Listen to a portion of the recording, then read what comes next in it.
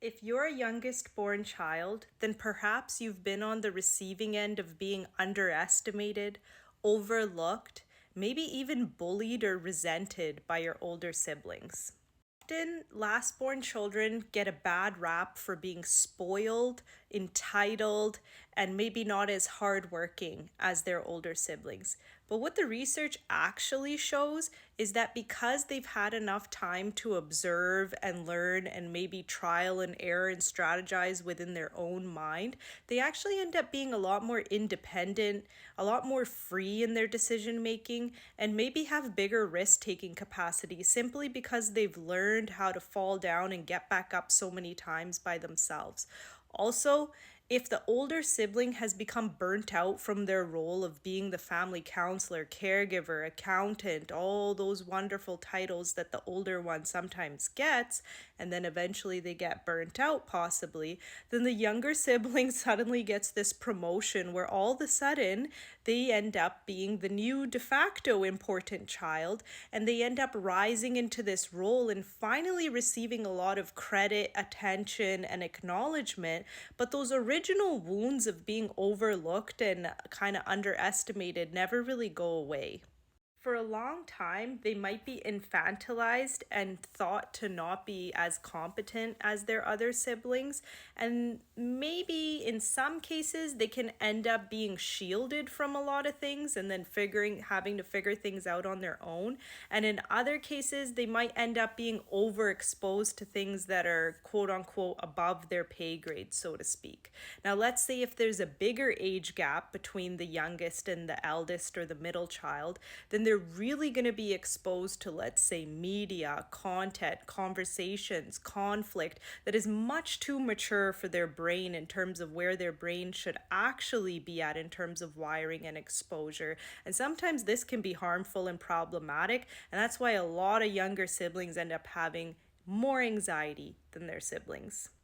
If they do end up in this newfound role of being the helper of their parents or the more vital pillar in the family, if their older siblings have either gone astray or simply withdrawn and pulled back from their role, then that might mean they end up becoming overloaded with responsibilities that they're not used to later in life. And while a piece of them may really thrive and enjoy that validation, another piece of them might kind of feel overwhelmed by it, and that might further their anxiety.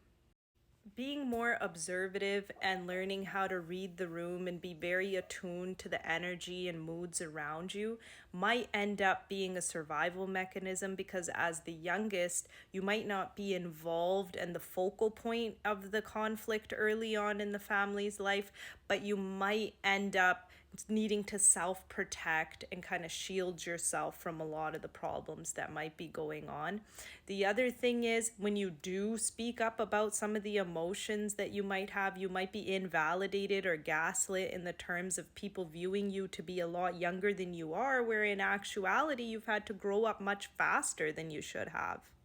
Nonetheless, usually, typically speaking, as a family grows, so too do their resources. And so that whole stereotype of the youngest being the most spoiled might come from the natural fact that the family has evolved to have more financial security. So the resources that the youngest has opposed to the eldest might have had before might be more, and thus feeding into the resentment or the bullying that the older ones might have for the younger one. The final note to think about is that in a lot of cultural groups, male children, offspring are preferred over females.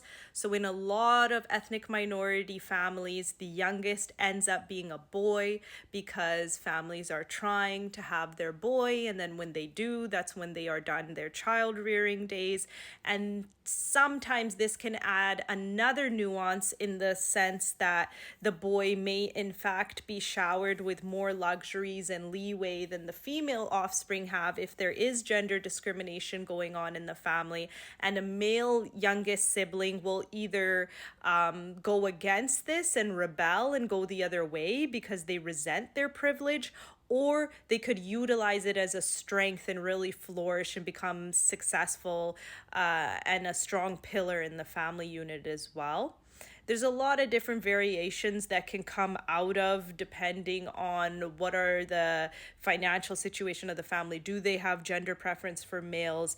What is the age gaps? That's another big variable. But there's a ton of research that supports the notion that birth order does, in fact, influence personality development.